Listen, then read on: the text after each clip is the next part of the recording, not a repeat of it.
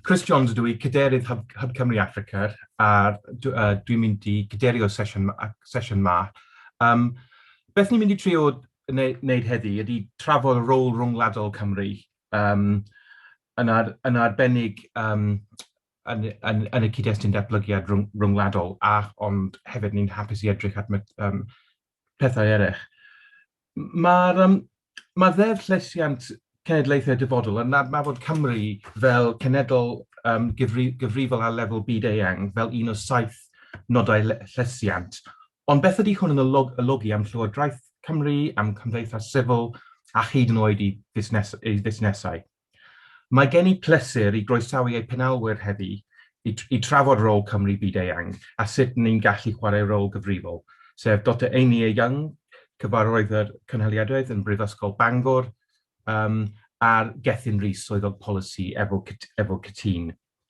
Mewn eiliad, byddwn yn clywed datganiadau agoriadol a wedyn byddwn agor i fyny i chi gyd am gofyn cwestiynau a sylwadau. Felly, Gethin, wyt ti'n hapus i dechrau efo datganiad a wedyn fyddwn ni'n mynd ymlaen â cheinir? Diolch yn fawr, Chris, a diolch i Hub Cymru Africa am y gwahoddiad. Felly, cyfrifoldeb byd-eang Cymru i'r dyfodol. Beth yw'n man cychwyn ni? Wel, gadewch i ni fod yn onest.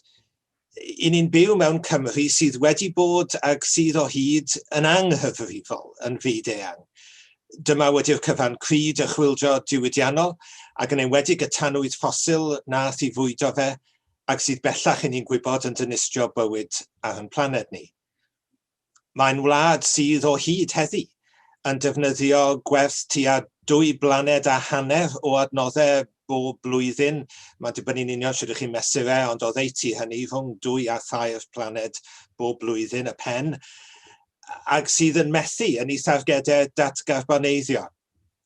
Ac i'r graddau ni wedi datgarboneiddio, mae hynny'n benna trwy allyforio yn halluriadau i wledydd eraill.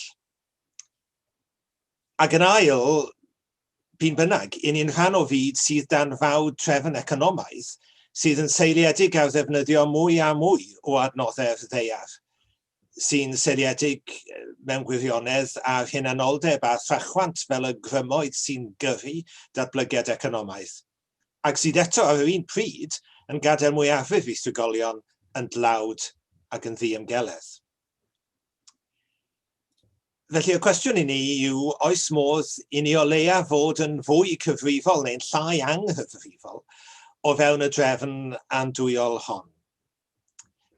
A dwi am, jyst i ddawlunio hynny am funud neu ddoi, trwy fynd â ni falle i lle annisgwyl, sef hanes cenhadon Cristnogol Cymru. Nawr te mae hwnnw'n hanes digon dadleol am bob math o rhesymau. Mae'n bosib bod rhai ohonoch chi yn credu na ddyle cenhadu ddigwydd o gwbl, beth bynnag. Ond siaradwch chi a thrigolion heddiw y gwledydd dderbyniodd genhadon o Gymru yn benodol, ac yn enwedig os mae o Gymru y dath y cenhadon cyntaf. Gwledydd megis Madagascar, neu rhai o daleithiau gogledd-ddwyrain yr India, neu Tahiti. Ac fe gliwch chi gan bobl sy'n diolch mai cenhadon o Gymru ddaeth. Oherwydd cam cyntaf cenhadon yna bron bob tro. Oedd nid mynnu fod y bobl leol yn dysgu Saesneg, iaith cwbl-ddiaeth iddyn nhw wrth gwrs, ond bod y cenhadon eu hunain yn dysgu'r iaith gynhenid. Ac yna mynd ati wrth gwrs gan y cenhadon oedden nhw i drosi'r Beibl ag emynau iddi, ac yn y gwledydd hynny, ewch chi i wasanaeth am i glywch i'r tonau emynau Cymreig yn cael eu canu am y rheswm yna. Hynny yw, mi oedd y cenhadon yn ceisio dechrau trwy wrando a pharchu'r bobl. Mi oedden nhw'n gweithredu o fewn trefn ymerodraethol anghyfrifol. Mi geson nhw i dal i fyny yn y drefn honno yn aml iawn. Ond dyna ymgais gan Gymru i fod yn gyfrifol yn fyd-eang. Wel, nid dyna sefyllfa ni heddi, felly heddi sut mae bod yn gyfrifol. Dwi am wneud 2 awgrym mwyn yn helpu ni agor y drafodaeth ymhen ychydig funudau. Y cyntaf yw, A fyddel y cysylltiadau hanesyddol i ni wedi dwi newydd gyfeirio atyn nhw.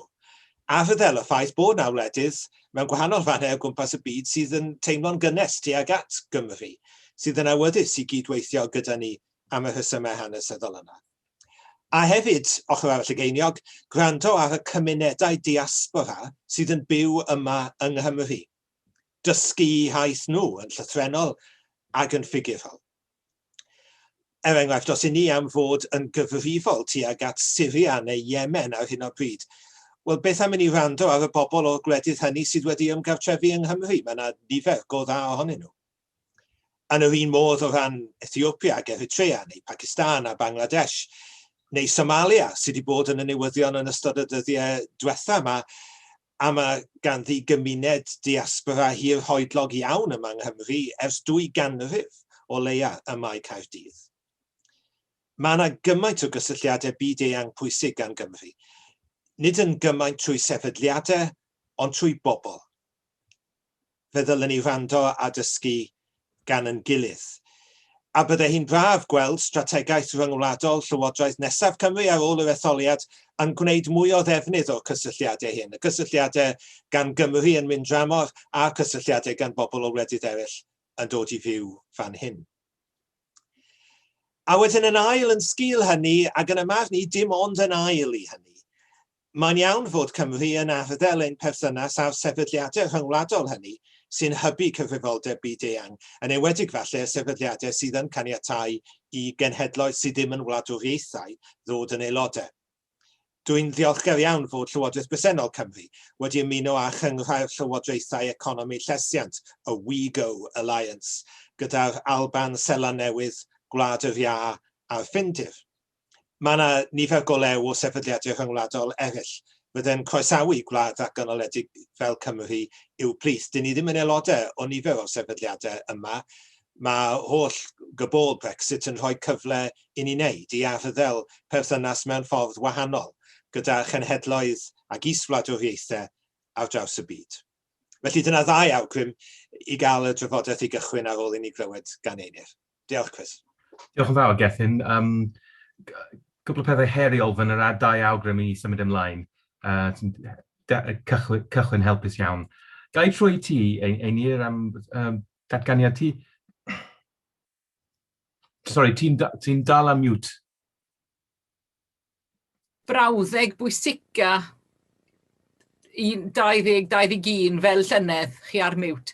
Reit, wel, diolch yn fawr iawn i chi ac i Cymru Africa am y cyfle fod yn rhan o'r panel yma pnawn yma. Blwyddyn ar ôl i'n bywydau ni gyd newid am byth.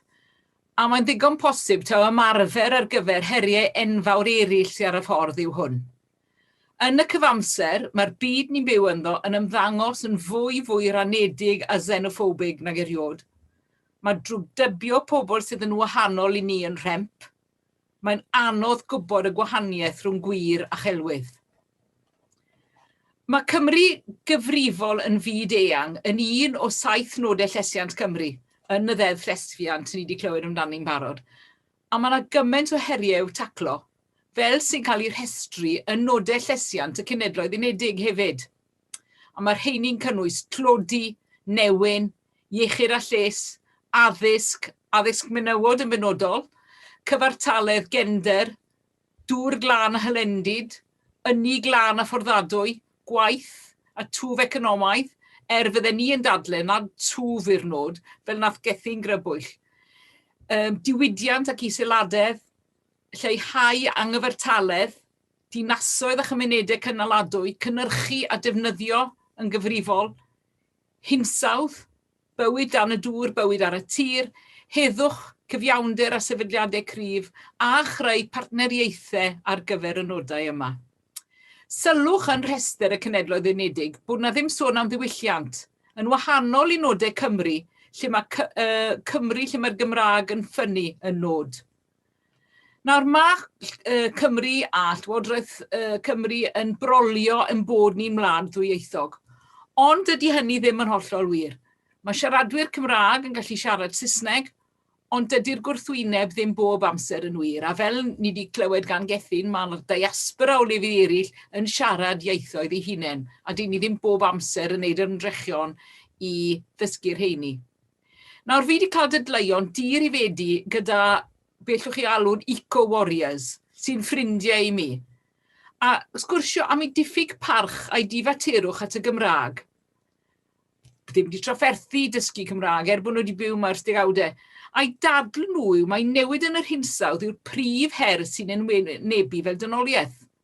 A mae hynny wrth gwrs yn wir, ond i esgus nhw yw fod y Gymraeg yn blwyfol a'i bod nhw yn ryngwladol yn ei bydolwg. A mae rai o'r pwyntioedd Gethin yn neud falle yn gwrthweid yr syniad hwnna. Ond be fi eisiau sôn amdano, neu tynnu'ch sylw, yw y cysylltiad rhwng difodiant bioamrywiaeth a diriwiad mewn ieithoedd lleiafrifol. Mae yna fap o'r byd ar gael sy'n dangos fod yr hotspots bioamrywiaeth yn cyfateb i lefydd lle mae ieithoedd brydorol o dan fygythiad. Mae gwybodaeth diwylliannol a ieithyddol yn cael ei rydu a'i golli'n ddyddiol. Ac mae'r monoculture ieithyddol yr un cymaint o fygythiad i fioamrywiaeth ac yw amaethyddiaeth un cnwd neu torri coedwigoedd trofannol i lawr, sy'n gymaint o boen i gymaint o bobl. Nawr, mae yna reswm hanesyddol da pam nad ydy pawb sy'n Nghymru neu sy'n dod i fyw yng Nghymru yn gallu siarad Cymraeg. Reswm hanesyddol sy'n cael ei rannu gyda llawer iawn o wledydd ar draws y byd, sydd wedi cael ei gwladychu gan ddiwylliannau pwerus sydd wedi mynnu bod pobl yn mabwysiadu i ieithoedd cryfach nhw. A cwestiwn ar gyfer trafodaeth yw, ydy ni sy'n poeni am fod yn gyfrifol yn fyd-eang, yr un mor barod i sefyll fyny dros y Gymraeg ac ydym ni am yr holl bethau eraill sy'n o bwys. A trwy'r wneud hynny, rhoi hyder i gymunedau ar draws y byd i barchu i ieithoedd nhw eu hunain, yn ogystal â dysgu un o ieithoedd mawr y byd. Sgil yw iaith, nid lliw croen. Oedd pwynt Gethin am Genadon o Gymru yn dysgu ieithoedd fel man cychwyn ac yn gwrando a pharchu yn ddadlennol. Dywedodd Gus Speth, sy'n gyfreithiwr ac yn eiriolwr amgylcheddol sydd wedi bod yn cynghori arlywyddon America am newid yn yr hinsawdd. Roeddwn ni o'r farn ar un tro mae colli bioamrywiaeth, cwymp ecosystemau a newid yn yr hinsawdd oedd prif problemau amgylcheddol y byd. Ro'n ni hefyd yn meddwl y bydde 30 mlynedd o wyddoniaeth dda yn ein galluogi fynd i'r afel ar problemau yma. Ond roeddwn ni'n anghywir. Y brif broblem sy'n wynebu'r amgylchedd yw hunanoldeb, trachwant a difaterwch pobl. Ac i ddelio â'r rhain, mae angen trawsnewid ysbrydol a diwylliannol arno. A dydy gwyddonwyr ddim yn gwybod sut i wneud hynny. Dyna ddigon wrtha i am y tro. Gobeithio gallwn ni gael trafodaeth hwyliog o gwmpas y pynciau mae Gethin wedi codi a y pynciau yma fan hyn, felly droso i chi. Diolch yn fawr, Einir, am datganiad pwerus a diddorol iawn. Just cyn ni mynd ymlaen at cwestiynau, gai gofyn pobl, if you don't speak Welsh, just click on the interpretation button and choose English. Os ydych chi'n dwyieithog, does dim angen wneud unrhyw beth o gwbl. A hefyd, of course, ti'n croeso i roi cwestiynau yn Gymraeg neu Saesneg yn y Q&A. Mae gen i un cwestiwn yn barod yn y Q&A, un amserol iawn, efo'r sgwrsiau gwleidyddol ni wedi cael yn diwethaf yng Nghymru, o Cadyn Rhys. A ddylai Cymru fod yn wlad annibynnol mwyn creu swyddfa dramor ei hun a gweithio yn galed felly i dyfu perthnas Cymru a wledydd eraill. Gethin. Ie, mae'n gwestiwn amserol. Dwi'n gweithio wrth gwrs i fudiad sydd yn cadw niwtral ar y cwestiynau cyfansoddiadol yma. Mae gen i farn bersonol, ond dwi ddim yn credu mae dyma lle i mi fynegu'r marn bersonol i ar annibyniaeth i Gymru. Ond mi fydden ni, dwi'n credu, yn dweud bod y cwestiwn mae'r eco-warriors yn gofyn i Einir yn gwestiwn sydd yn codi yn y cyd-destun yna hefyd. I ni wedi gweld gyda gymadael ar undeb Ewropeaidd sydd yn undeb cymharol llac o wledydd, ac ni wedi bod yn aelodau dim ond am 45 mlynedd. Pa mor lletchwith i'w gwneud hynny? Faint o egni mae'n ei gymryd? A pa mor ddinistriol mae'n gallu bod i gydberthynas? Byddai ymadel ar deyrnas gyfunol, rhywbeth mae Cymru wedi bod yn rhan ohoni ers 700 mlynedd, yn sicr, ac sydd yn undeb llawer agosach. Wrth gwrs yn golygu tipyn o egni a tipyn o flaenoriaeth, a mae yn gwestiwn gyda COP26 yn digwydd ym mis Tachwedd, gyda y blynyddoedd nesaf yma yn gwbl allweddol i fynd i'r afel a newid hinsawdd, a fyddai rhoi'n hegni mewn i hynny nawr, yn tynnu'n go iawn, yn tynnu'n sylw ni oddi wrth ymdrin â newid hinsawdd. Ac wedi'r cyfan, dwi eisiau byw mewn Cymru sydd ddim wedi suddo dan y don gyda chantref gwaelod. Ac felly dwi yn credu fod y cwestiwn mae pobl yn gofyn i ein ynglyn â'r Gymraeg, a dwi'n cytuno da sylwadau hi yn y cyd-destun yna, yn gwestiwn go iawn. Ynglyn ag unrhyw newid cyfansoddiadol, oedd e'n gwestiwn ynglyn â Brexit hefyd, unrhyw newid cyfansoddiadol, ar hyn o bryd ydy hi wir werth yr ymdrech. Ac wrth gwrs, mae'r union drafodaeth yna, dwi wedi clywed cwpl o drafodaethau yn yr Alban yn ddiweddar, lle mae'r union gwestiwn yna yn enyn ymatebion gwahanol. Wrth gwrs, mae'n addadl os tra bod yr Alban a tra bod Cymru wedi i clymu a Llywodraeth yn y Deyrnas Unedig sydd i gwneud llai o ymdrech i fynd i'r afel a newid hinsawdd i hun, ond i fydden ni'n gallu gwneud mwy o ymdrech ar wahân. Mae'n addadl ochr yna hefyd. Ond dwi yn credu bod rhaid mynd i'r afel a'r cwestiwn yna, cyn ateb y cwestiwn sydd yn gwestiwn digon teg i chi wedi gofyn. Diolch, Gethin. Einir? Wel, yn wahanol i Gethin, dydw i ddim yn rhan o unrhyw sefydliad, achos fi di ymddeol o fod yn gyfarwyddwr cynnal-ydwyedd Prifysgol Bangor. A tra'n derbyn y pwyntiau mae Gethin yn neud, fi meddwl bod yr cwestiwn i ofyn yw, ydyn ni yn gallu aros mewn perthynas anghyfartal. Os ydych chi'n meddwl am berthynas rhwng gŵr a gwraig, os oes un efo fwy o bŵer dros y llall, os ydyn nhw'n camdrin chi, os ydyn nhw'n siarad chi lawr, os ydyn nhw yn neud i chi dimlo'n israddol, os ydy'r gweithgaredd y partner pwerus yn andwyol i'r partner llai yn y berthynas, yna mae rhaid gofyn cwestiynau a herio. Nawr, fydden ni'n dadle fod yr berthynas o fewn yr Deyrnas Unedig yn un eitha anghyfartal ac yn eitha andwyol i hunaniaeth Cymru, yr Arban a Gogledd Iwerddon. A tan bod yn digon posib fydde fe'n cymryd amser maith i ddatgymalu'n unen o'r berthynas honno, ond ydy y berthynas yn neud unrhyw les i ni a'n gwerthoedd mae na pole opiniwn yn ddiweddar sy'n yn dangos yn glir fod pobl Cymru yn meddwl, llawer iawn o bobl Cymru, yn meddwl bod yn gwerthoedd ni a'r ffordd ni eisiau wneud pethau yn wahanol iawn i weddill y deyrnas anunedig. A bod hwnna yn rhywbeth ddylen ni fod yn ystyried mewn unrhyw drafodaeth o lle mae yr undeb so-called, allwch chi alw fe, yn mynd. A bod e'n bwysig iawn bod ni ddim yn gadael i llygad cael ei dynnu oddi ar hwnna, sef bod gynnon ni bethau gynnig, mae gynnon ni iaith diwylliant a byd olwg sy'n lot fwy rhyngwladol na pobl sy'n just yn mynnu i ffordd i hunain trwy wyddi yn uwch na pawb arall a canolbwyntio ar, fel maen nhw wedi, Britain first, America first, lle mae'r cydweithio, lle mae meddwl am bobl eraill yn y berthynas yna. A wrth gwrs, fel person o ynysoedd Prydain, mae'n gwneud synwyr perffaith i ni fod yn cyd-fyw gyda'n gilydd. Fel fyddech chi'n dymuno mewn perthynas rhwng gŵr a gwraig neu teulu. Ond os ydy pethau mynd mor lletchwith bod nhw ddim yn gadael i chi fyw y bywyd i chi eisiau, a byw lan i'ch egwyddorion chi eich hunan, yna mae rhaid gofyn cwestiynau.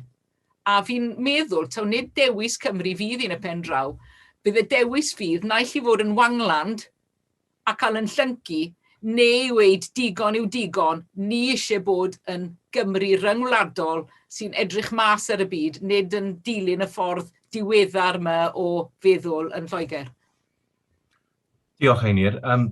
Fel gethyn, fi'n cynrychioli mudiad heddi sydd ddim efo'r barn ar y pwnc hwn. Just an ateb yn ymaferol i cwestiwn Cadyn. Mae'n bosib, of course, i Llywodraeth Cymru cael swyddogion a swyddog dros tramor nawr, ond dwi yn derbyn y pwynt mae'n bosib fod yn mwy dylanwadol os mae glad annibynnol ydyn ni.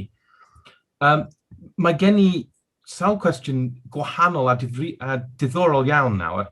Ni'n mynd i symud un ar y chat a hyn y bryd, a wedyn fyddwn ni'n dod nôl at y Q&A, ynglyn â'r hanes a dysgu oddi wrth Norbert. Is Wales ready to break the usual colonial ties by, for example, jump of a historical opportunity, looking at the common Welsh and Congo history via H.M. Stanley, Reverend Hughes and the Congo Boys, and to use the opportunity of us Congolese living and loving and welcomed into Wales. Sy'n dylenni pwynt Gethin yn neud am y bwysicrwydd pobl o'r diasporoedd dros y byd. So, Gethin, gan ti sylwadau a hwn?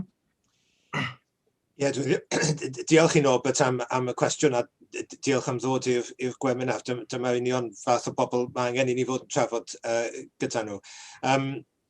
Dydw i ddim mor gyfarwydd â hanes Cymru a'r Congo a gydw i ar rhai o'r gwledydd eraill o'n i wedi cyfeirio atyn nhw digwydd bod. Ac wrth gwrs mae H.M. Stanley yn rhywun oedd yn bendant yn rhan o'r meddylfryd a meddylfreithol Prydeinig ond oedd, i fod yn dod o Gymru fel mae Norbert yn dweud yn gwbl gywir. Ond dwi'n cytuno bod yr African Institute of Wales falle ar dir ychydig yn wahanol. Ond dwi'n cytuno, hyd yn oed os nag oedd y berthynas yn y gorffennol yn berffaith, bod hi'n berthynas, a mae adeiladu ar berthynas, gwella ar berthynas, gwneud y gorau o berthynas, lot yn well na dechrau ar dudalen cwbl wag.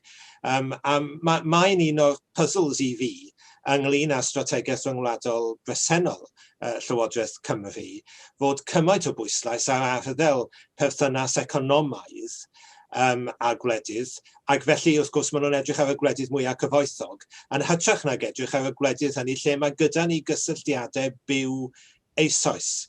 Mae yna bob math o gyfleoedd, ond oes, i y Congo fel un enghraifft, mae yna digonedd o rhai eraill, i feithrin perthynas diwylliannol, ysbrydol ag economaidd.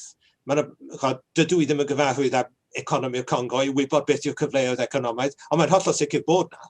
A mae'n hollol sicr bod na ffordd arall. Felly, diolch i Norbert am y cwestiwn. A dwi'n nabod Norbert, ond os dwi ddim yn ymwneud â Hub Cymru Africa'n barod, dwi'n gobeithio fydd a gall Hub Cymru Africa fynd ar ôl y cysylltiadau yma hefyd. Diolch yn fawr, Gethin. Einir, gai trwy ti? Wel, diolch Norbert am y cwestiwn. Fi wedi digwydd dod ar draws Norbert yn y sesiwn paned rhyw awr yn ôl. Ac yn croesawu Norbert i Gymru ac yn hapus iawn bod wedi cael cymaint o groeso yma. I ateb y cwestiwn, mae hanes yn gymleth. A mae hanes yn cael ei sgrifennu i raddau gan y concwerwyr. Ond fi'n meddwl bod e'n ddyletswydd arno ni gyd i ddeall yn hanes yn hunain, a hanes y bobl i ni wedi dylanwadu arnyn nhw, ac sydd wedi cael bod nhw wedi dylanwadu arno ni hefyd. A mae yna elfennau ffiaidd yn hanes gwledychu ar draws y byd, o ni fel Cymru, sy'n rhan o Ynysoedd Prydain, a ddim gweud y Deyrnas Unedig achos oedd hwnna ddim wedi bodoli tan rhyw ganrif yn ôl, ond o ran y poblogaeth Ynysoedd Prydain wedi wneud pethau reit ffiaidd ar draws y byd, a mae rhaid i ni wynebu lan i hynny. A mae hynny'n cyfri am Gymru a siaradwyr Cymraeg hefyd yn y gorffennol. Ond mae rhaid i ni hefyd sylweddoli, so nid pawb oedd yn rhan o hwnna. Oedd yna lot o bwysau i gydymffurfio, i ddod mlaen yn y byd, ac oedd hwnna hefyd yn y gwledydd gafodd i gwladychu. Oedd yna bobl, ni'n gwybod, fi efo cysylltiadau agos efo Ghana, un o'r llefydd fi'n teimlo'n mwyaf cartrefol yno ar ôl Cymru. Ond oedd yna hanes fanna o gydweithio hefo y gwladychwyr. A mae'r un peth yn wir am bobl y Gymru. A un o'r pethau fi'n dymuno gweld yn digwydd yw bod ni'n wynebu lan i'n hanes ac yn dweud, fel un oedd hi. That was then, this is now. A dyma be mae'r gobeithio Deddf Llesiant Cenedlaethau'r Dyfodol yn helpu ni wneud. Nid i weid ddigwyddodd e ddim, neu glosio drosto fe, neu weid oedd Cymru'n wahanol i bawb arall. Na, oedd pobl yn byw yn eu cyfnod, ac o'n nhw'n gweithredu yn ôl norms y cyfnod hwnnw, ond ni'n wahanol nawr, ni wedi symud mlaen, a ni eisiau bod yn wlad sy'n croesawu pobl fel Norbert, a ni eisiau teimlo bod ni'n gallu cydweithio hefo ni. Un o'r cwestiynau oedd Norbert yn gofyn yn y cwestiwn yn yr sesiwn cynt oedd, be a lle fynd nôl i ddweud wrth pobl Congo am Gymru? Bydde fe'n reit braf meddwl bod Norbert yn gallu dweud bod ni yn fodlon gwylebu lan i hanes, dweud sori pan bod sori yn briodol, a symud mlaen a gwrando ar sut i wneud iawn am beth ddigwyddodd. Diolch Einid. Sylw bach o fi cyn ni'n symud ymlaen. Gwrs, Norbert yn gofyn cwestiwn yma yn y gyd-destun pan ni wedi cytuno cwricwlwm newydd yn yr wythnos diwetha sy'n gofyn am ffwrdd gwahanol edrych at sut ni'n dysgu hanes. A mae hwn yn enghraifft glir o rhywbeth sy'n bod ar y cwricwlwm mewn un ffordd neu llall. A wrth gwrs, mae presenoldeb pobl o gymunedau diaspora yng Nghymru yn rhoi cyfle i cael agwedd arall yn bwydio mewn sydd pobl plant Cymru yn dysgu o'r hanes mas. Fel haneswr fy hun, dwi'n cefnogol iawn o'r syniad hwn. Mae gen i lot o cwestiynau diddorol iawn a chamrwyol iawn, dwi'n dweud gwir. O Jessica McQuaid yn gyntaf, cwestiwn for Einir yn arbennig, ond byddai'n rhoi cyfle i Gethin hefyd. The social issues you quote at the heart of environmental crisis and the need for a more spiritual approach. I agree this is missing, but do you see a role for Welsh Government in this space? Wel, mae yna rôl i Llywodraeth Cymru os ydyn nhw'n dewis bod yn ddigon eangfrydig i wneud pethau'n wahanol. Oedd Gethin yn crybwyll yr syniad yma o ddefnyddio cysylltiadau hanesyddol Cymru gyda gwledydd eraill. Ydy'r Llywodraeth yn fodlon cyfleidio y fath yna o syniad?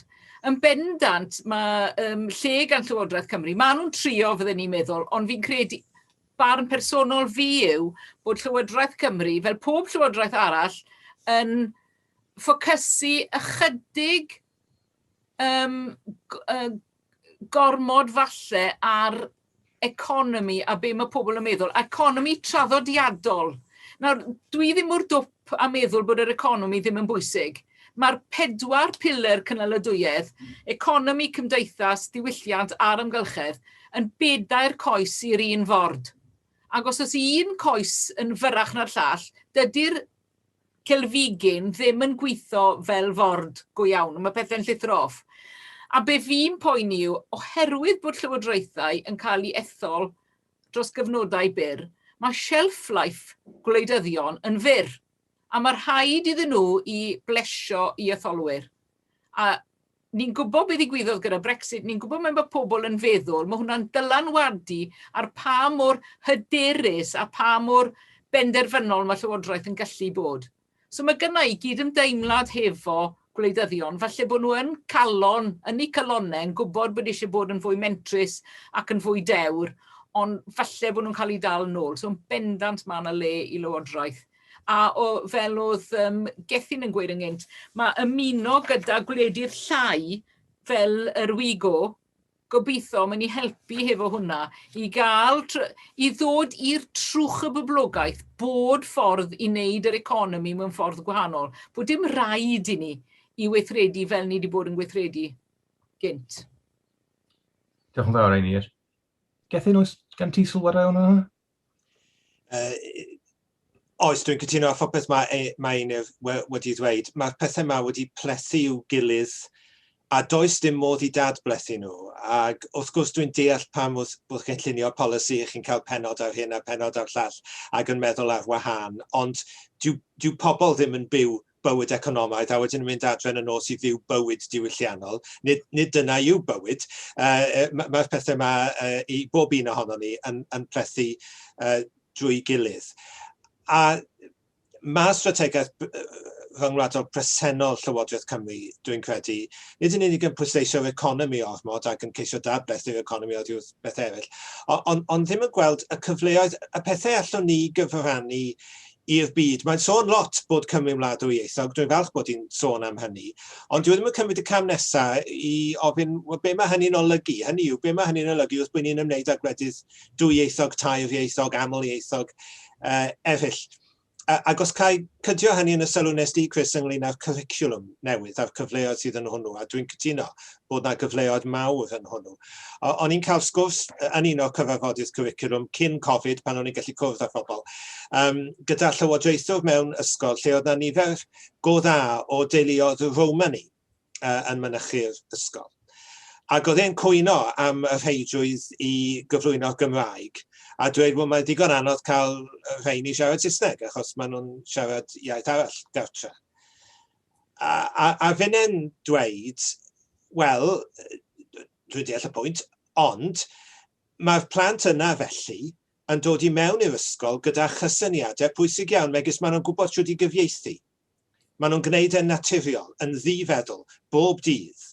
Maen nhw'n cael eu haddysgu mewn ail iaith rai ohonyn nhw, neu maen nhw'n siarad ail iaith gartre gan ddibynnu pa drefn. Ac felly mae pethau sydd yn anodd i blant uniaith, megis y syniad bod yna iaith arall, megis y syniad o gyfieithu, a bod chi'n dweud rhywbeth mewn, nid jyst â geiriau gwahanol, ond mewn ffordd wahanol mewn iaith arall, mae hwnna'n gwbl gyfarwydd iddyn nhw. Felly mae gyda nhw rhywbeth hynod o bwysig i gyfrannu i'r ysgol. Achos maen nhw wedi dod â sgiliau, mae rhan fwyaf blant yr ysgol honno, sy'n reit am y ffin a Lloegr, mae rhan fwyaf plant yr ysgol honno heb y sgiliau yna, digwydd bod.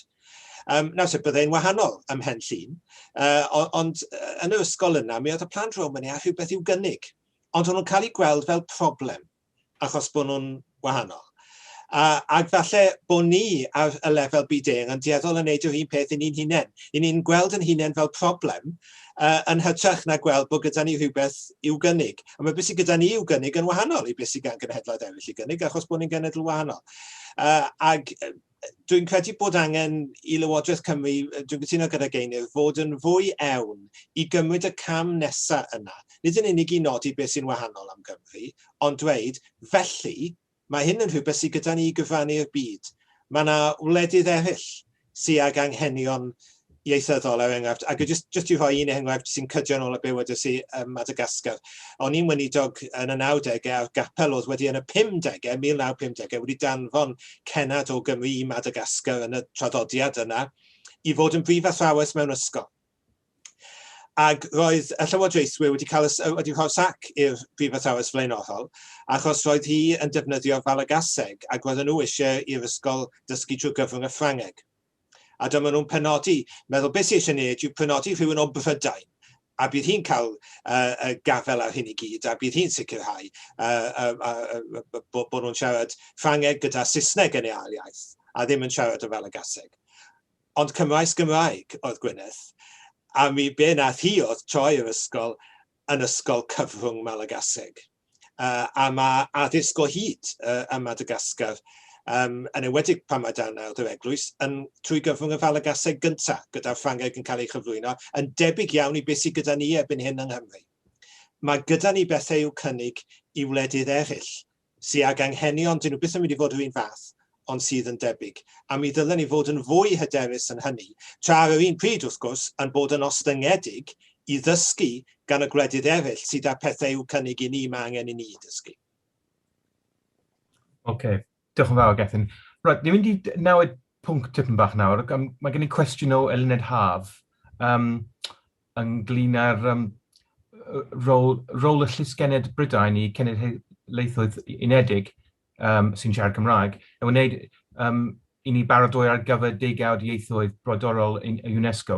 A cwestiwn, beth dylai blaenoriaeth ddi fod, roedd wedi rhoi, a mae hi wedi rhoi adroddiad ar y gwaith diwylliannol wnaethon nhw'n celfyddau rhwngwladol Cymru ar y chat dwi'n credu. So mae cwestiwn nhw y rôl y llysgenad Prydain i'r Cenhedlaeth Unedig. Gethin, ti'n mynd at hwnnw'n gyntaf? Diolch am y cwestiwn ag wrth gwrs mae'r degawd rhyngwladol yma ynglyn â ieithoedd lleiafrifol yn gyfle arbennig i wneud yn union beth o'n i'n sôn amdano.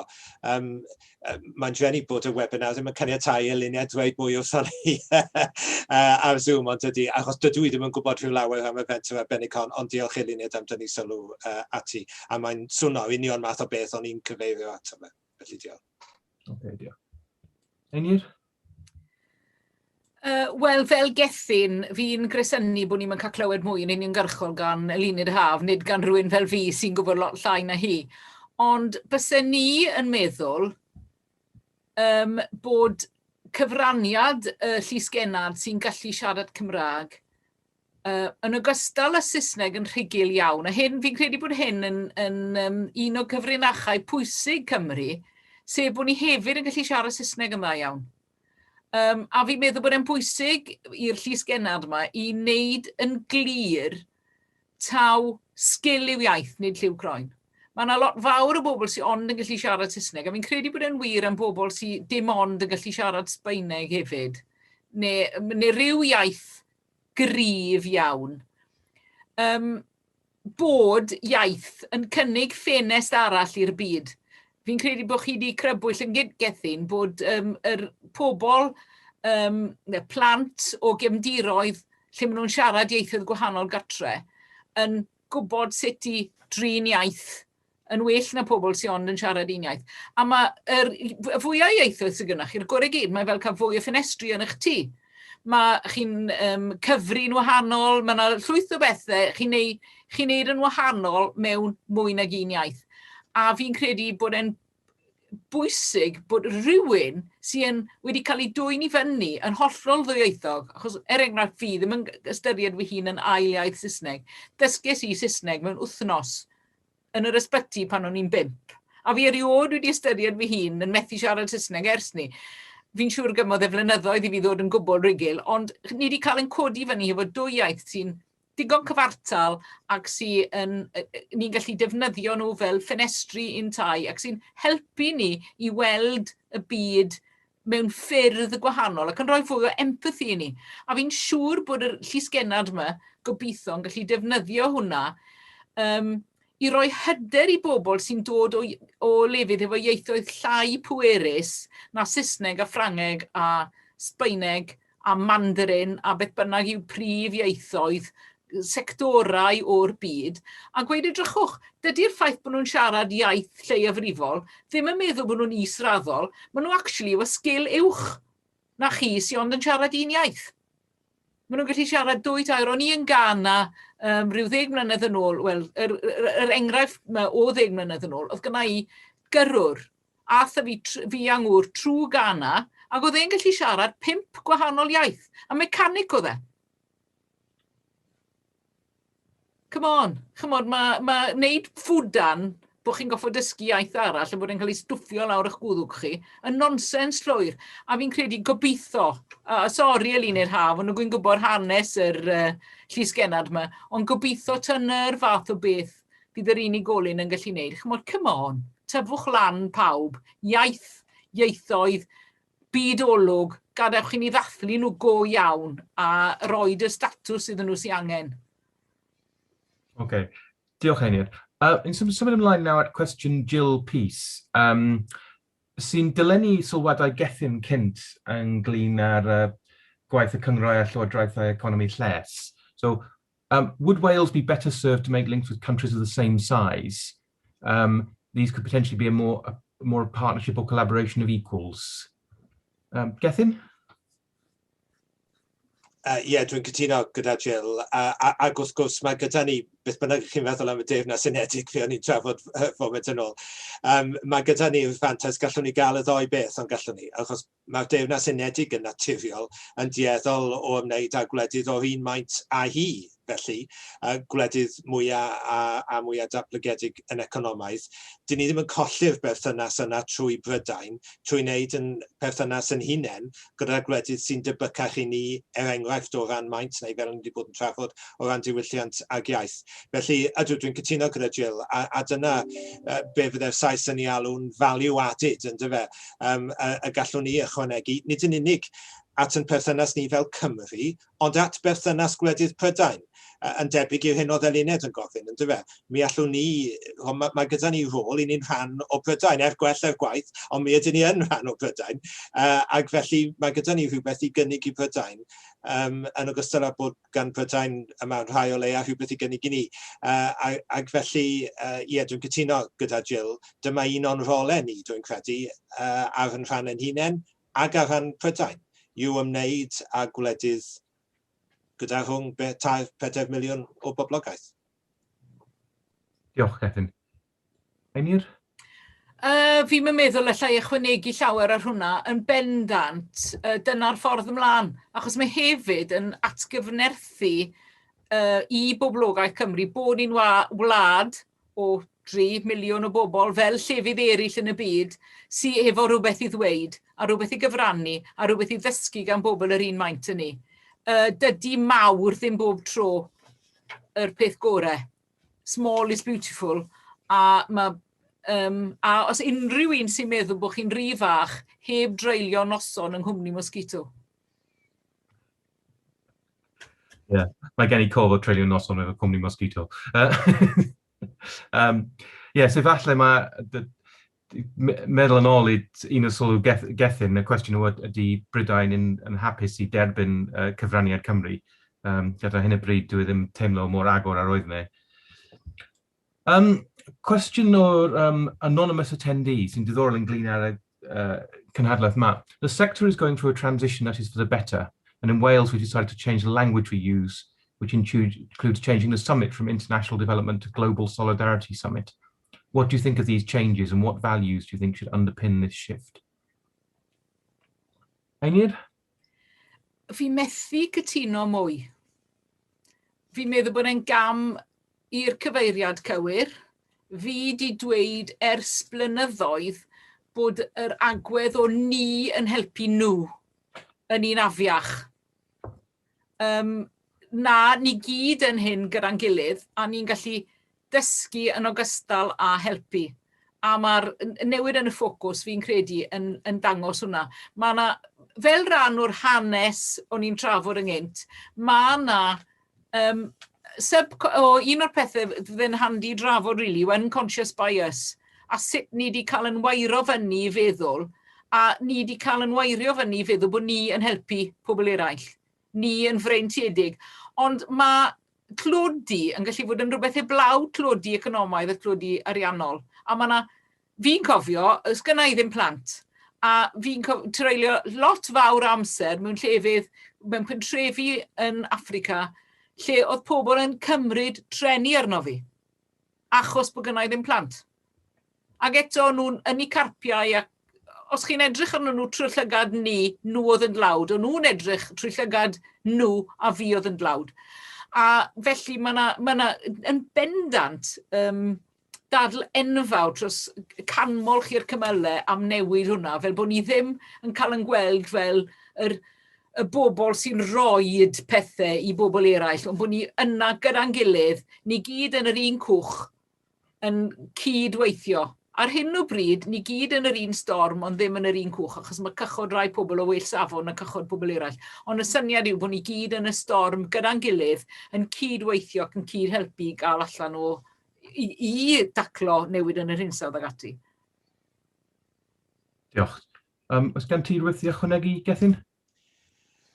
Ie, dwi'n cytuno gyda Einir, ac yn dweud wrth gwrs, un enghraifft benodol o hynny yw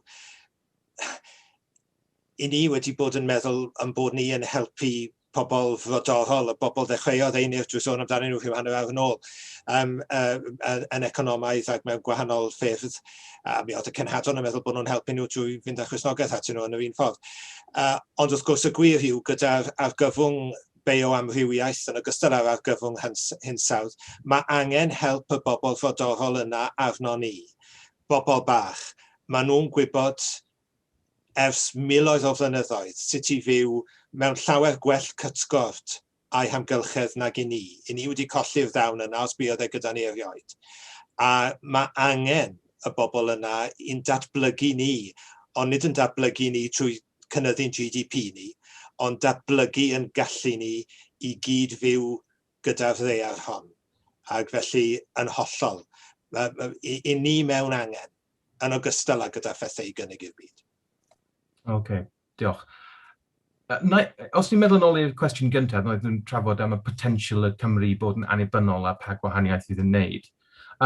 Y cwestiwn nesaf o Claire O'Shea yn edrych at camau ymaferion efo pwerau presennol. So what steps can Wales take within our current powers to continue to act and move forward on our shared value of global responsibility? Einir? Ni'n gobeithio fyddwch chi ddim yn gofyn i fi ateb hwn gyntaf. Sorry. Ateb yw, fi ddim yn siŵr. Wel, i ryw raddau, trio cymryd y camau ni wedi bod yn siarad amdani nhw nawr. Achos mae lot o'r pethau ni wedi bod yn siarad amdano ddim yn dibynnu ar pwerau o gwbl. Mae'n dibynnu ar ffordd y feddwl, a agwedd, a addysg, a yn fwy na be allwn ni wneud yn swyddogol o ran yn pwerau datganoledig. A nôl i'r cwestiwn ynglyn â yr llywodraeth a be maen nhw'n gallu wneud, i trio cael yr cydbwysedd yma rhwng economi, cymdeithas, diwylliant a'r amgylchedd, a mynd i'r afael a trachwant a hunanoldeb ag ati. Os dim angen pwerau ychwanegol i gynnal y drafodaeth yna. Fi'n gwybod digon i ateb y cwestiwn yma yn iawn i wedi gwir. Achos nygwy'n gwybod nygwy'n gwybod go iawn hyd a lled y pwerau.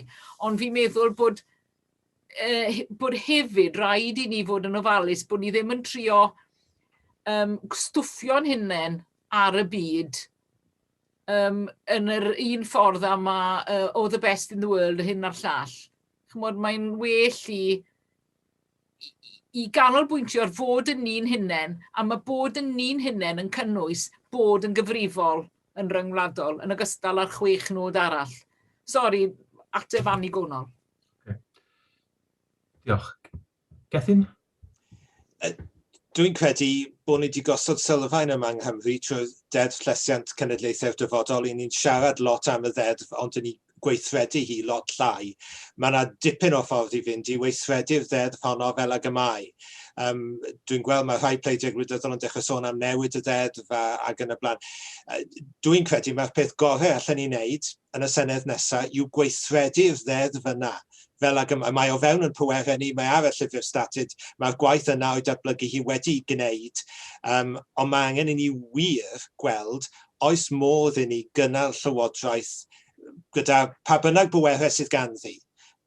P'na yw yn ennill ein colli pwerau yn y Senedd nesaf, dim ots mewn ffordd yn y gyd-destun yma. Beth am ddefnyddio pa bynnag bwerau sydd gyda ni yn unol â llesiant cenedlaethau'r dyfodol, a gwneud hynny fel yn prif nod ni. A dwi'n credu bydde'n helpu ni yng Nghymru, ond dwi'n credu bydde hynny'n esiampl o werth i wledydd eraill Prydain yn y lle cyntaf, ond yn ehangach hefyd. Yn hytrach na ffygethu wrth bobl eraill, fel oedd y cenhadon yno, ni'n ei brolio nhw gynnau. Beth am i ni trio byw y bywyd gorau allwn ni o fewn y cenedlu ac o fewn yn pwerau. A dwi wir yn credu bod y deddf llesiant mae'n bodoli a mae wedi bod o ran beth sy'n ynddi yn rhywbeth sydd yn arwain y byd. Ond does dim iws cael rhywbeth ar bapur sy'n arwain y byd. Mae eisiau ni i byw hi, a wedyn ni byddwn ni'n arwain y byd o bosibl.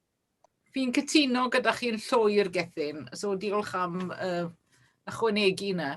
A fi'n meddwl peidiad anghofio bod na ddeddf llesiant UK yn mynd trwy tir arglwyddi sydd wedi cael ei arwain gan Carolyn Lucas a yr unigolyn, ffili cofio enw fe, na ddechrau Big Issue. A mae hwnna ar sail Deddf Llesiant Cymru. So peidiw'n anghofio hynny. A fel chi, fi'n fan enfawr o'r ddeddf, mae rai fi weid, a mae'n berthnasol i ni fel unigolion yn yn tai, yn ogystal â i'r wladwriaeth. Just pico lan ar un pwynt naeth Gethin wneud, a ni wedi trafod bant y camera. Ydych chi'n boenus bydd y bwlch rhwng rhetoric a reality o llywodraeth a pobl eraill yng Nghymru yn dechrau gallu danseilio ein hymdrech rhyngwladol. Y pobl ddim yn credu ni, ac ni'n siarad a good game, ond ddim yn... Ydy hwnna'n peryg? Ydy. Ydy. Achos, fi'n dod â fe nôl i yr syniad yma o plesio etholwyr. A mae yna shift i bod ers Brexit a'r narratif oedd yn cael ei ddefnyddio i wthio Brexit. Wedi dychryn gwleidyddion a wedi pweru pobl sy'n eisiau siarad am bethau mwy cyfyng na agored rhyngwladol. Diolch.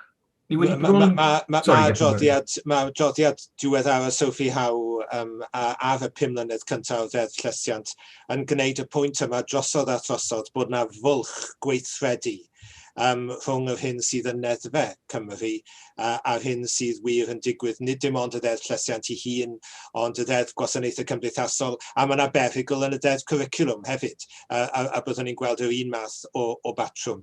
A dwi'n credu allai weid hyn achos does yr un blaid yn mynd i wneud hyn, ond petai na blaid yn dod ger bron yn yr etholiad sy'n dod nawr ac yn dweud yn ei manifesto, dyn ni'n mynd i baso unrhyw ddeddfau newydd, i ni'n mynd i ganolbwyntio ar weithredu'r deddfau sydd eisoes wedi i cyflwyno. Dwi'n credu byddwn ni'n pleidleisio dros yno. Diolch, Gethin. Right. Mae gen i 3 munud yn ôl. Mynd i symud at cwestiwn hollol gwahanol nawr. Oddi oedd Jill. I agree that language and intercultural experience keeps developing skills. How do you think Wales should promote this for young people given the loss of access to Erasmus? Einir, os gan chi sylwadau ar ôl gweithio mewn prifysgol ers blynyddoedd? Wel, fi jyst yn hapus iawn bod fi ddim yn gweithio mewn prifysgol dim mwy, oherwydd mae colled Erasmus yn... Mae e fel torri'ch coesau i ffwrdd. Mae'n jyst mor anodd esbonio pam wnaethon nhw rhywbeth mor dwp. A gobeithio fydd y sector yng Nghymru yn ffeindio ffordd o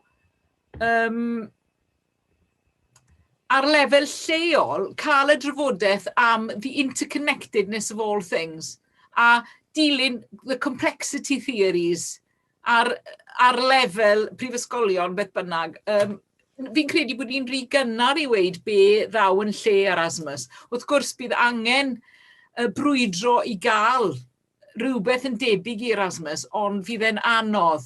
A fydd e'n anodd hefyd yn anffodus oherwydd yr pwysau ariannol sydd ar yr economi ac ar yr cystadleuaeth rhwng gwahanol issues am arian, fydd e'n reit galed, fydd e'n heriol beth bynnag fi'n credu i ffeindio yr cyllid i wneud e. So, fel fi'n dweud, hunan laddiad mewn rhyw ffordd, chmod, peth mor wirion. So, sori bod fi ddim yn gwybod, yr unig beth fi'n credu yw bod rhaid i brifysgolion, fel pawb arall mewn sefyllfaoedd fel hyn, mae rhaid ni weid, we are where we are. Ni'n mynd i drio meddwl am ffyrdd creadigol o lenwi'r bwlch. A fel chi wedi gweud, mae diaspora i gael gyda ni'n hunain. Gadewch i ni gyd weithio defnyddio'r bobl sy'n yma. Yes. Wedi clywed neges glir o ddiwedd Einir Gethin, oes gan chi unrhyw syniadau am beth allan ni'n neud nesaf mewn lle Erasmus? dydw i ddim yn y sector addysg uwch, felly na nid yr un math o gynllun ag Erasmus, ond byddwn ni yn neud y pwynt wrth gwrs, mae mudiadau trydydd sector gan gynnwys wrth gwrs Hub Cymru Africa a'i haelodau. Hefyd yn rhoi cyfleoedd i bobl ifanc ac yn wir pobl hŷn hefyd i deithio i wledydd eraill ac i bobl o wledydd eraill i ddod fan hyn. I ni fel eglwysi yn hanesyddol wedi gwneud lot o'r gwaith yna. A un o'r pethau ni'n gweld fel eglwysi gyda Brexit yw falle bod ni wedi pwyso ar yn rhwyfau braidd yn enwedig o ran ymwneud ag Ewrop.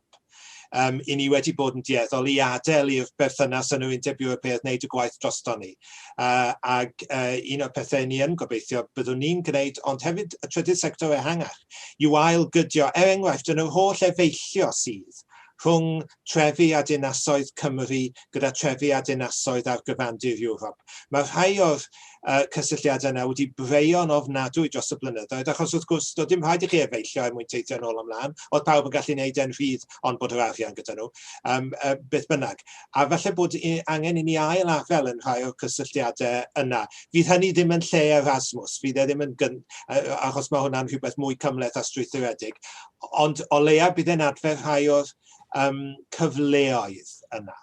A dwi'n gweld y pwynt sydd gan Jill yn y chat, mae nid dim ond addysg uwch a mae hynny'n gywir wrth gwrs.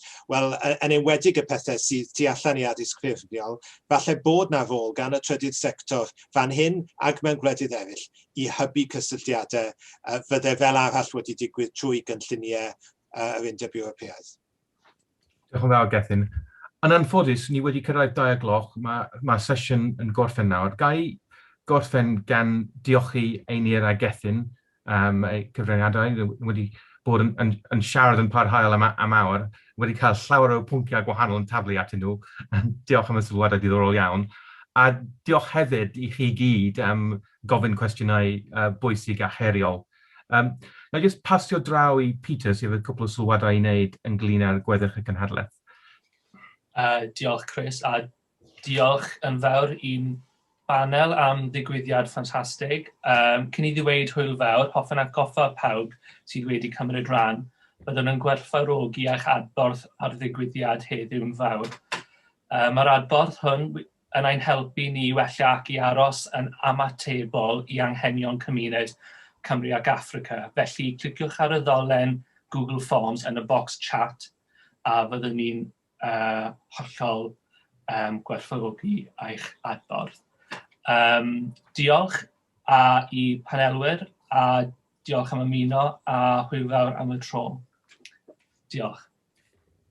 Diolch, Peter. Diolch yn fawr.